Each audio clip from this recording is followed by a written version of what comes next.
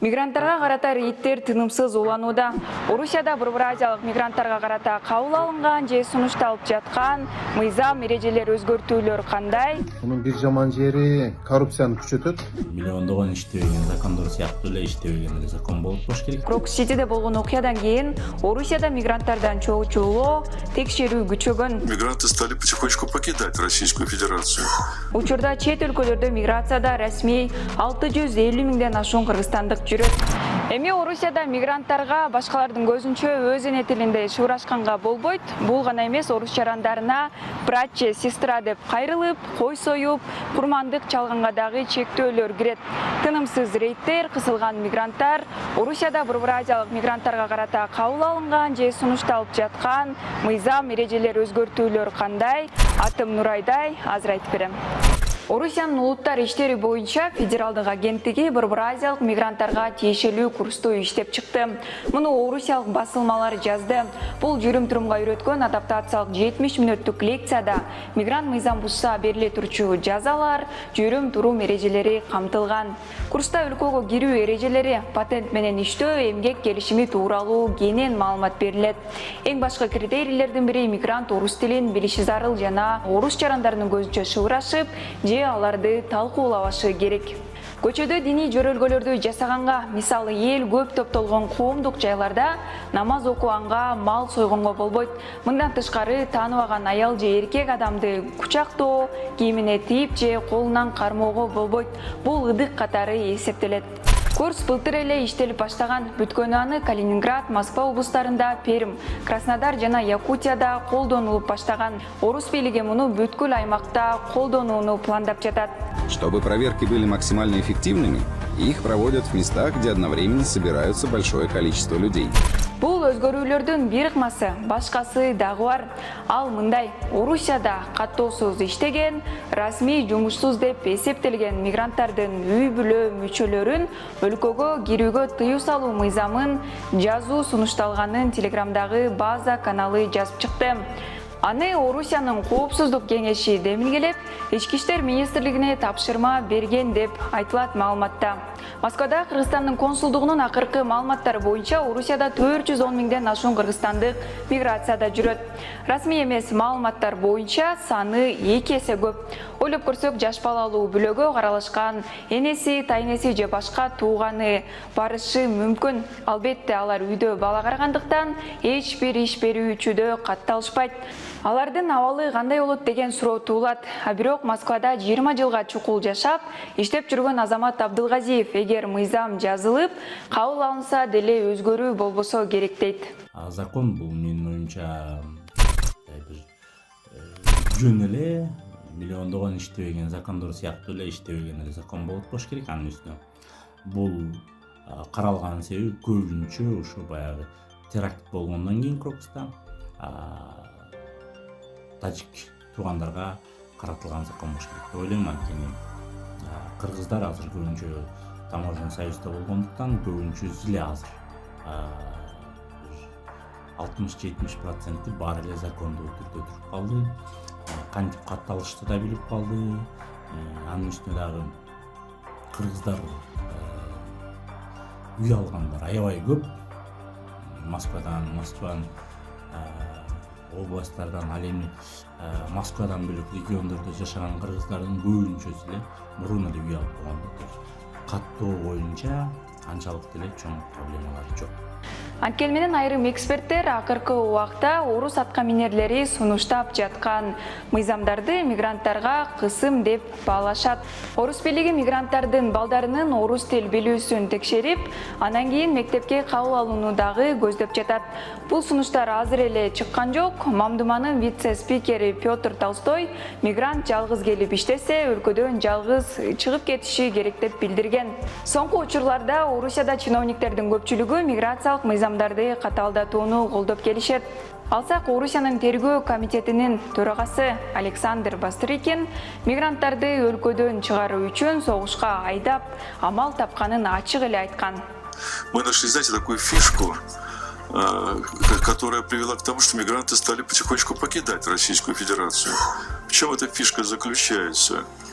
мы стали реализовывать положение Конституции и наших законов о том, что лица, получившие гражданство, должны встать на воинский учет и в случае необходимости принять участие в специальной военной операции.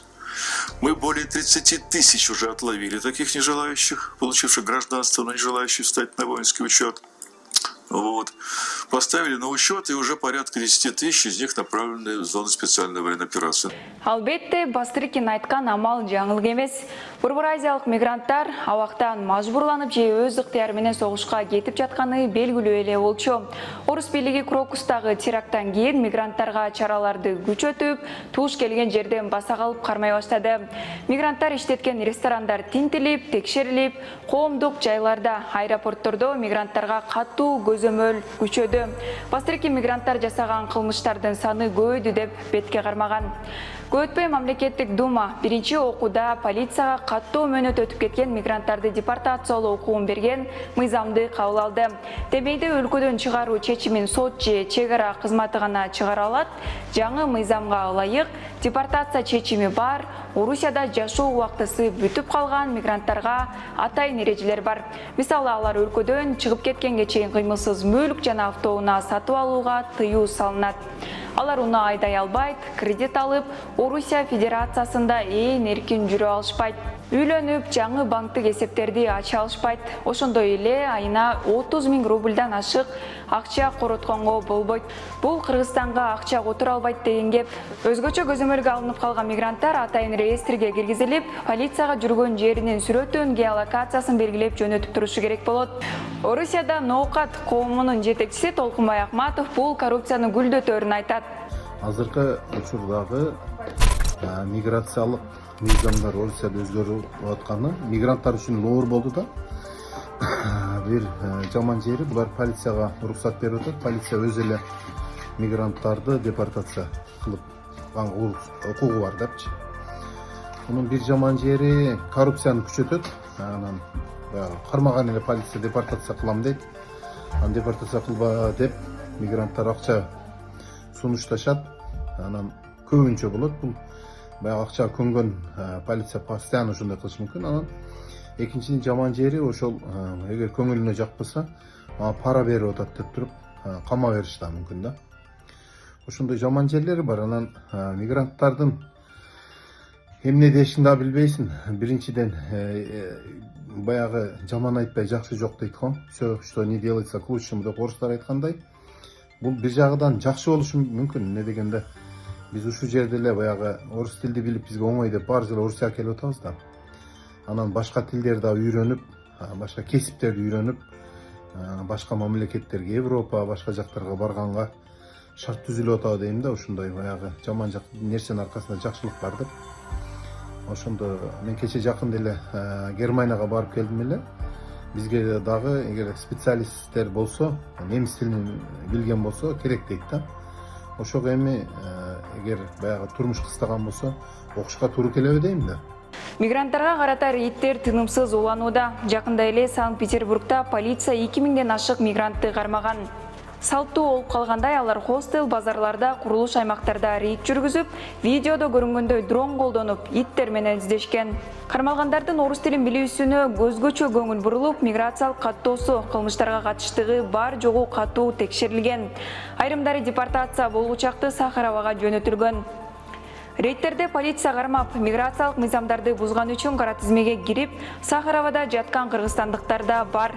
Мында мурда 21-нен 24 июнь аралыгында мекемеде кармалып турган 84 кыргыз жараны депортация болгон.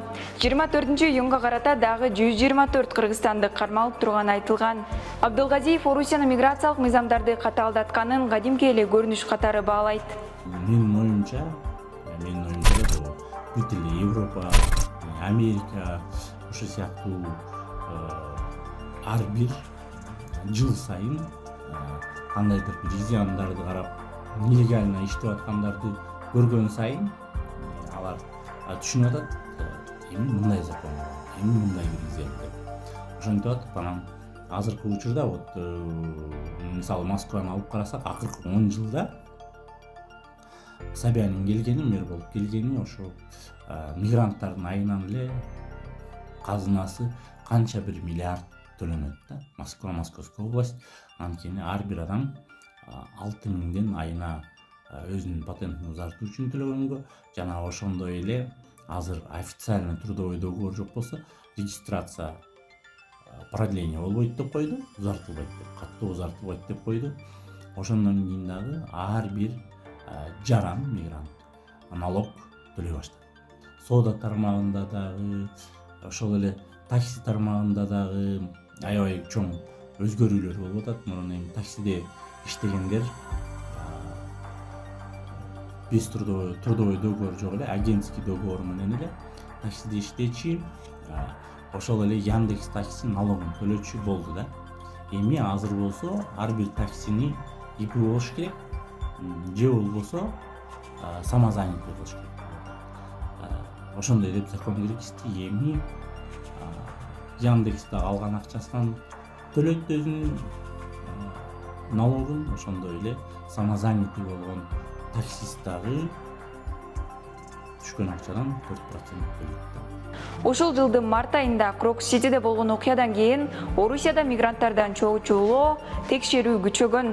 Мындан кийин мигранттар өлкөдөн чыгып кете баштаган. Эмгек министрлигинин маалыматына караганда, учурда чет өлкөлөрдө миграцияда расмий 650 миңден ашуун кыргызстандык жүрөт. Азыркы тапта анын 411 миңдейи Орусияга туш келет. Соңку бир жылда Орусиядан 180 миңдей кыргызстандык чыгып кеткен. Мигранттар башка жолдорду издеп Америка, Европа өлкөлөрүнө огон тенденция байкалууда. Биздин көрөрман, эгерде сиз Орусияда эмгектенип жүрсөңүз, ал жактагы абалды комментарийге жазыңыз. Аты жөнүм Нурайда Жекшенова. Көрүшкөнчө.